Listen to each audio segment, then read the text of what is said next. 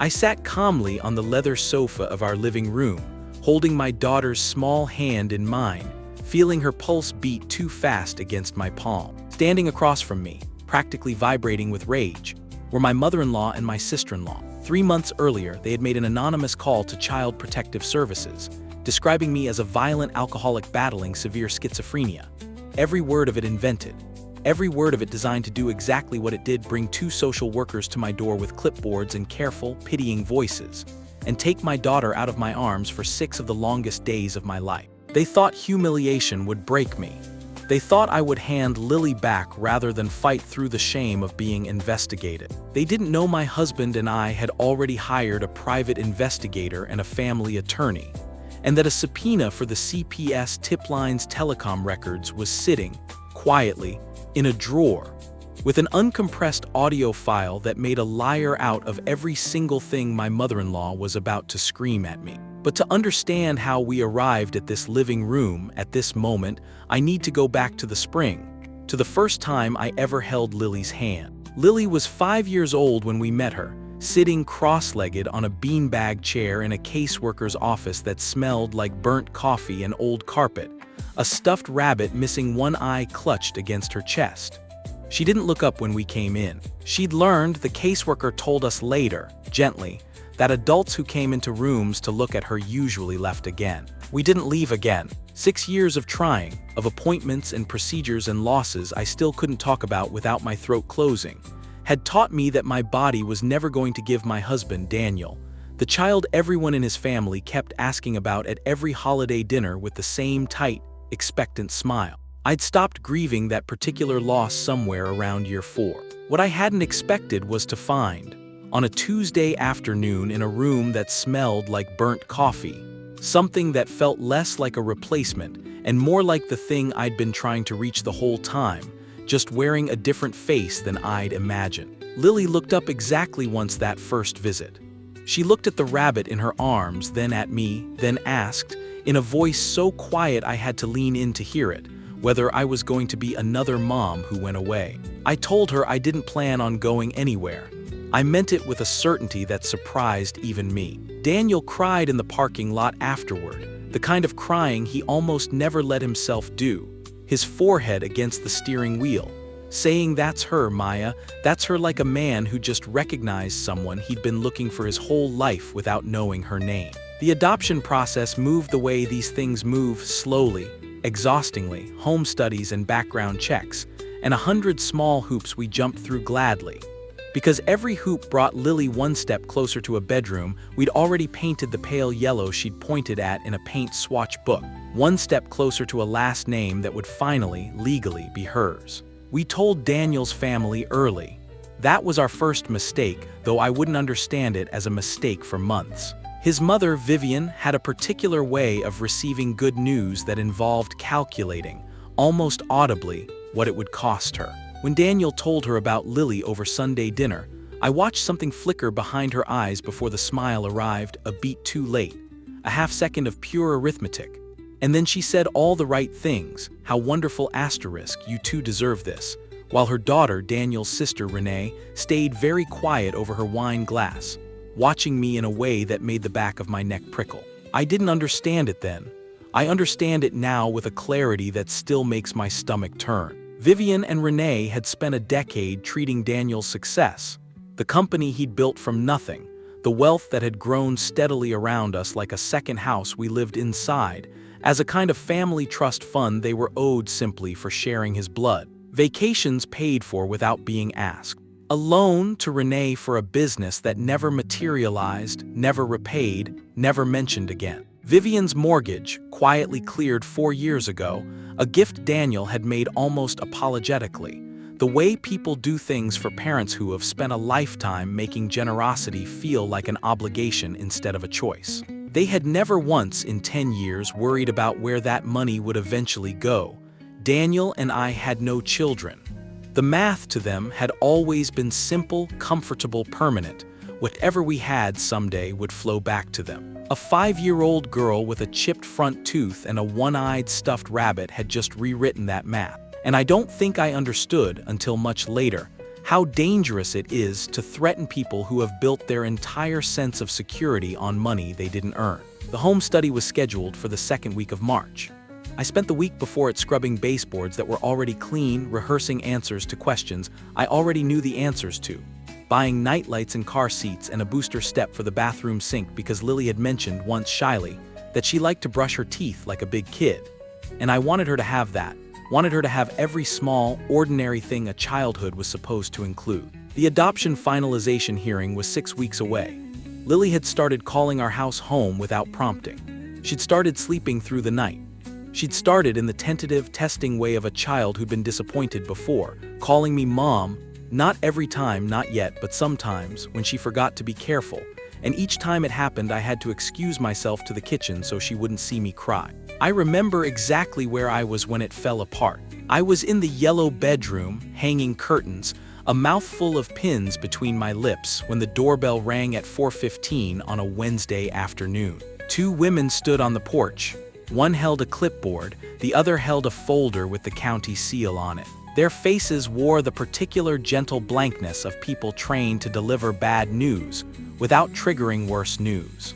Mrs. Reyes, the one with the clipboard, said, "We've received a report." The next 6 hours blur even now into a single unbroken wound. They asked me if I drank. They asked me with careful neutrality whether I had ever been diagnosed with a mental health condition, whether I heard voices, whether I had ever even once raised my hand to a child. They walked through my kitchen and opened my refrigerator and looked, with trained, unhurried thoroughness, for anything that would confirm the picture someone had painted of me over an anonymous phone line. A violent alcoholic, severely, dangerously unstable, unfit to raise a child she'd fought 6 years and thousands of dollars to bring home. Lily watched all of it from the stairs, knees pulled to her chest, the rabbit pressed against her mouth the way she did when she was trying not to make a sound. They didn't remove her that day, but they suspended the placement pending investigation, which meant a caseworker would be conducting unannounced visits, which meant the finalization hearing, 6 weeks away, was no longer 6 weeks away. It was indefinite. It was a question mark hovering over a little girl who had just started, for the first time in her short life, to believe a family might actually keep her. I sat on the stairs next to Lily after they left, and I didn't have words that were true and comforting at the same time, so I just held her, and she asked me in that same small voice from the caseworker's office whether I was going to send her back now. No, I told her, and my voice cracked so badly on the word that I had to say it again. No, never. I believed it. I didn't yet know how hard I was going to have to fight to make it true. Daniel's mother called that same evening, her voice honeyed with the exact right amount of concern, asking if we were all right, offering to come stay with us through this awful ordeal. And it was Renee, 3 days later, slipping and catching herself mid-sentence at a family dinner she almost hadn't been invited to. Well, at least this way it doesn't get finalized before you two figure out what you actually. Before Renee stopped herself, laughed too brightly, and changed the subject. That I felt the first cold thread of something that wasn't grief anymore. It was suspicion. I didn't say anything that night. I smiled through the rest of dinner. I let Vivian refill my wine glass and ask, twice, whether the caseworker had said anything about next steps. Her eyes just a fraction too bright, too eager, for a woman supposedly devastated on my behalf. But I went home and I lay awake beside Daniel until 3 in the morning, running the timeline over and over in my head. The exact day the tip came in. The exact conversation at Sunday dinner 6 weeks earlier where Vivian had done her small, involuntary arithmetic behind a smile that arrived a half-second too late. And by the time the sun came up, I no longer believed this had come from a stranger or a mistake or a random, well-meaning neighbor. I believed it had come from inside the family that was supposed to be welcoming Lily home. I just didn't have a single piece of proof. Not yet. There is a particular kind of grief that doesn't announce itself as grief. For the first 2 weeks after the CPS visit, I told myself I was simply tired. Then I stopped telling myself anything at all because getting out of bed had become a negotiation I sometimes lost. Daniel found me on the bathroom floor on a Thursday morning, 40 minutes after he thought I'd already left for the school drop-off that no longer existed because Lily's placement had been suspended, and there was no school to drop her off at, not from our house, not that week. I don't remember deciding to sit down on the tile. I remember him kneeling in front of me, taking my face in both hands, saying my name like it was the only thing anchoring either of us to the room. "I can't lose her," I said. It wasn't the sentence I meant to say. I meant to say something about being fine, about managing, the sentence a wife says to keep a husband from worrying on top of everything else. What came out instead was smaller and truer than that. "You're not going to lose her," Daniel said. "I promise you that, but Maya, look at me, we're not fighting this alone anymore. Whoever did this made a mistake thinking we'd fight it in the open. We're not going to." I didn't understand what he meant until the next morning, when he came home from the office not with flowers or a card, the things people bring when they don't know what else to bring, but with a business card for a family law attorney named Patricia Alvarez, and a second card, plain, unmarked except for a name and a phone number, for a private investigator he'd been quietly vetting for 3 days without telling me, because he hadn't wanted to give me hope until he was sure it was real hope. "Someone in my family did this," he said, sitting across from me at the kitchen table, his voice steadier than I'd heard it since the doorbell rang. "I've known my mother my whole life, Maya. I know what her arithmetic sounds like. I'm not going to accuse her without proof, but I am going to get the proof." Patricia Alvarez turned out to be a small, precise woman with the flattest, most reassuring voice I had ever heard deliver bad news and good strategy in the same sentence. In our first meeting, she laid out the situation with a clarity that felt, after weeks of formless dread, almost like oxygen. "CPS tip lines record calls," she said. "Anonymous doesn't mean untraceable, it means the caller's identity isn't voluntarily disclosed to the agency handling the case. The call itself still exists on a server. Getting access to it as private citizens isn't possible. Getting access to it through a defamation suit against an unknown defendant is a different matter entirely." The strategy she laid out was almost elegant in its patience. We would file a civil suit for defamation against Jane Doe, an unidentified party, alleging that a knowingly false report had been made to a government agency with the specific intent of damaging our reputation and interfering with a pending legal adoption. The suit itself gave us standing to subpoena the telecom records of the tip line, not the agency's internal case file, which remained protected, but the originating call data, the number, the duration, and because the county system, we learned, recorded all incoming tip line calls for quality assurance purposes. A detail buried in a policy manual nobody outside the department ever read the audio itself. "This will take time," Patricia warned. "Courts don't move at the speed of anger. It could be 6 to 8 weeks before we have anything usable." I asked her what we should do about Lily's suspended placement in the meantime. "Cooperate with the caseworker completely," she said.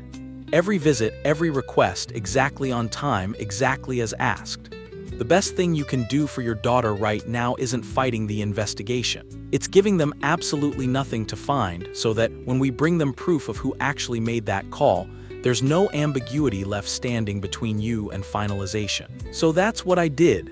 For the next 5 weeks, I opened my home to strangers with clipboards more times than I could count. I answered the same questions with the same patient honesty each time. I let a caseworker named Denise, who I came to genuinely like despite everything, watch me make dinner and help with homework and sit with Lily during a nightmare.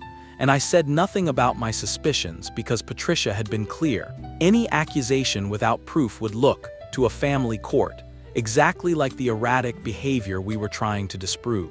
The hardest part wasn't the investigation. It was Vivian's phone calls. She called every few days, always warm, always concerned, asking careful little questions disguised as sympathy.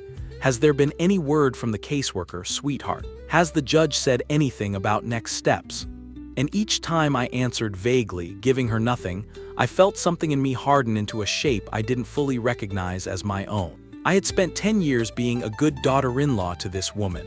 Grateful, accommodating, grieving my own losses quietly so as not to make anyone uncomfortable at holiday dinners. I had never once let myself imagine she was capable of using a 5-year-old's trauma as a financial defense mechanism. I was done underestimating her. The investigator's report came back in the 4th week, and it was Renee, not Vivian, who cracked the case open, though not intentionally. A financial records pull, legal, part of the defamation discovery process.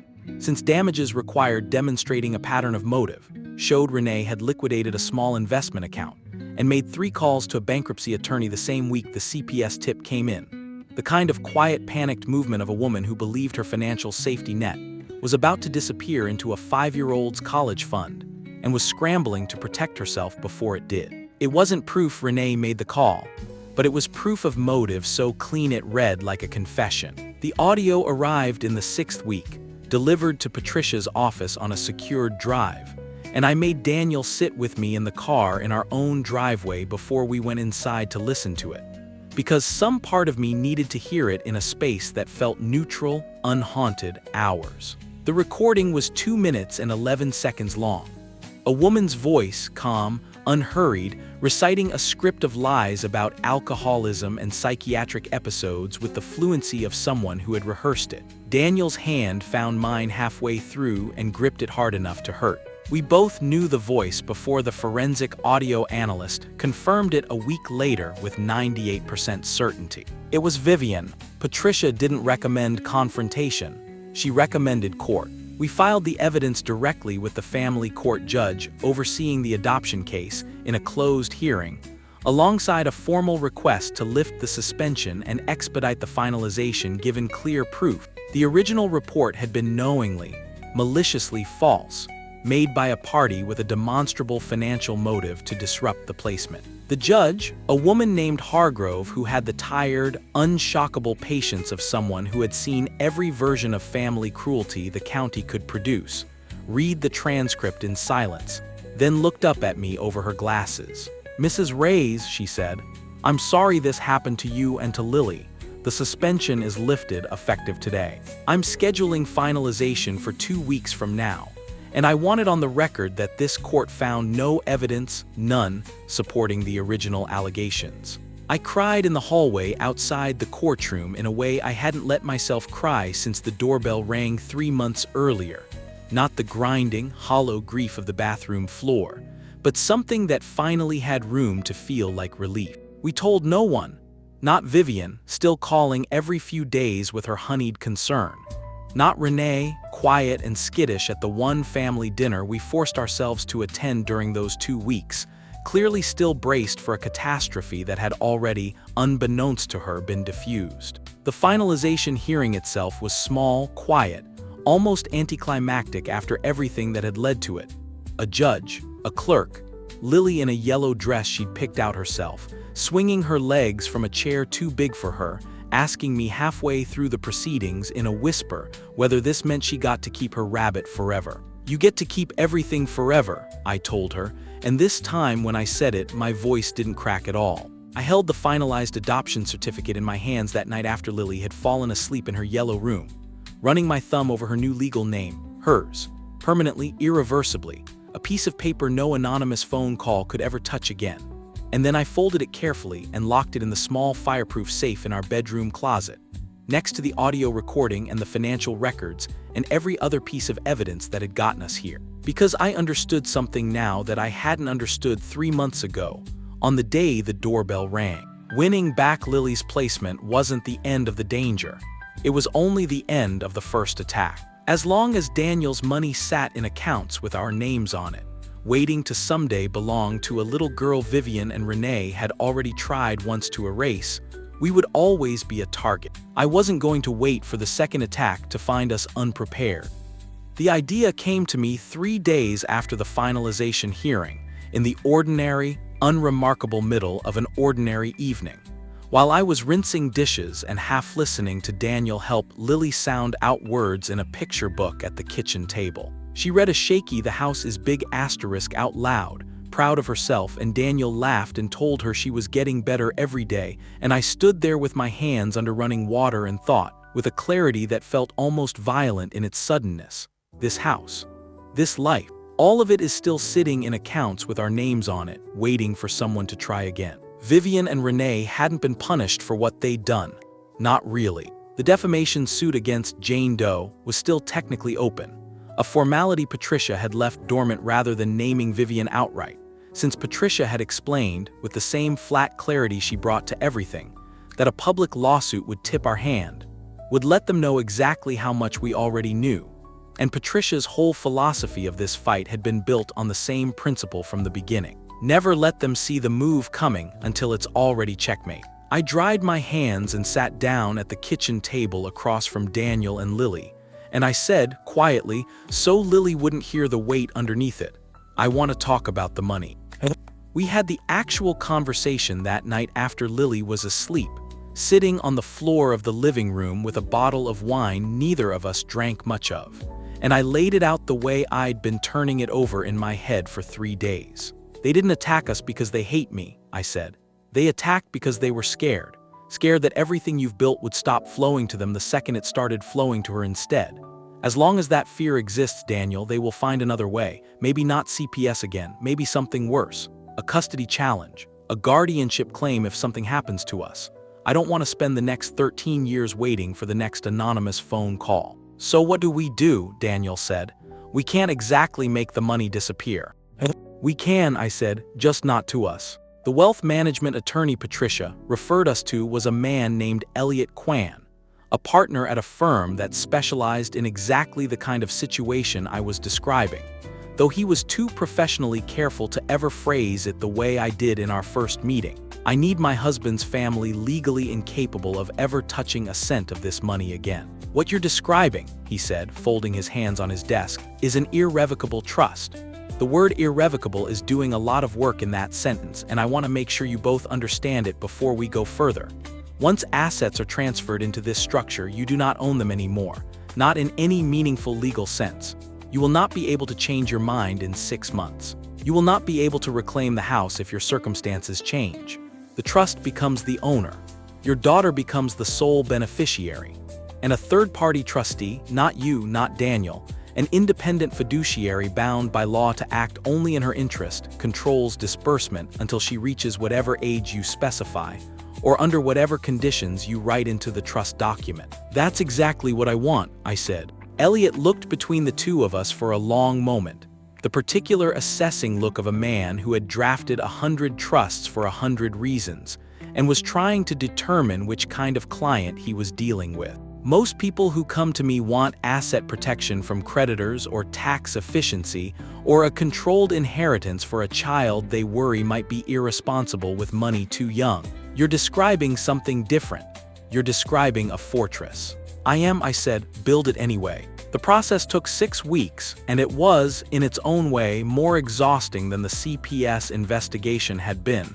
Just exhausting in a different key, not grief, but grinding, meticulous labor. We met with Elliot's team twice a week.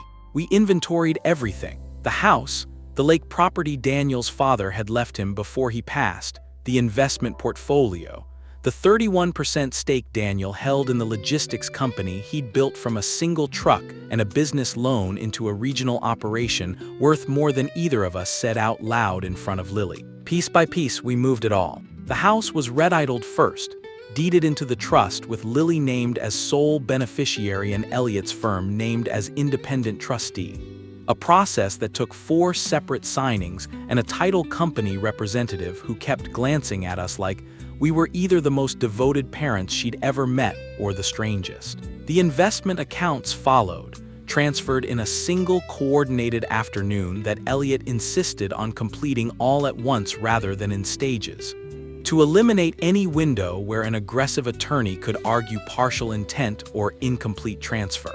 The corporate shares took longest, requiring board approval and a restructuring of Daniel's voting rights within the company he'd founded, so that even his professional authority over the business he'd built with his own hands now technically flowed through a trust structure that named a 5-year-old as its ultimate beneficiary. Daniel signed the final document on a Tuesday afternoon, his own name transferring away from decades of accumulated wealth in a single stroke of a pen. And I watched his face while he did it, looking for hesitation, for the natural human flinch of a man giving up everything he'd built. There wasn't one. He looked, if anything, lighter. It never felt like mine exactly after Lily, he told me that night.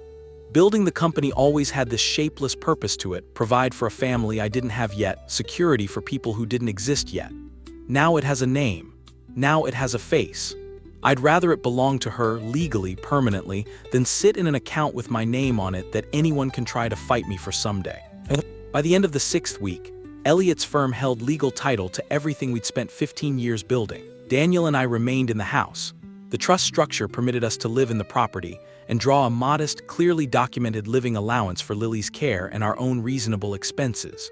All of it transparent, all of it defensible, all of it entirely outside the reach of anyone who might come looking for a bigger claim later. We had gone, on paper, from a wealthy couple with an adopted daughter to two people managing a minor's inheritance on her behalf, bound by fiduciary law to act only in her interest. There was nothing left for Vivian and Renee to inherit.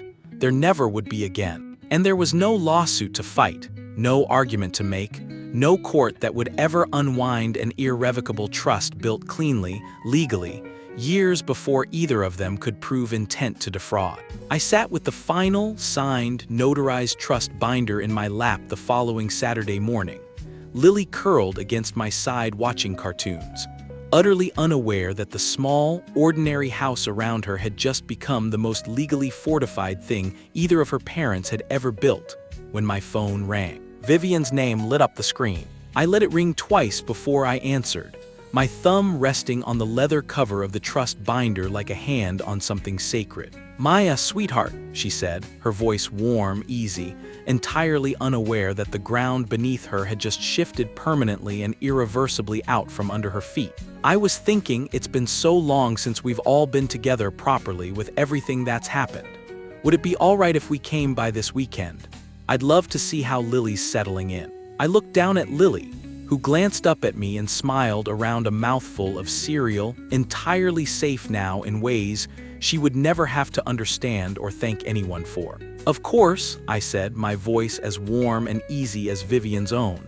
"Come by Saturday. There's actually something Daniel and I would love to share with you."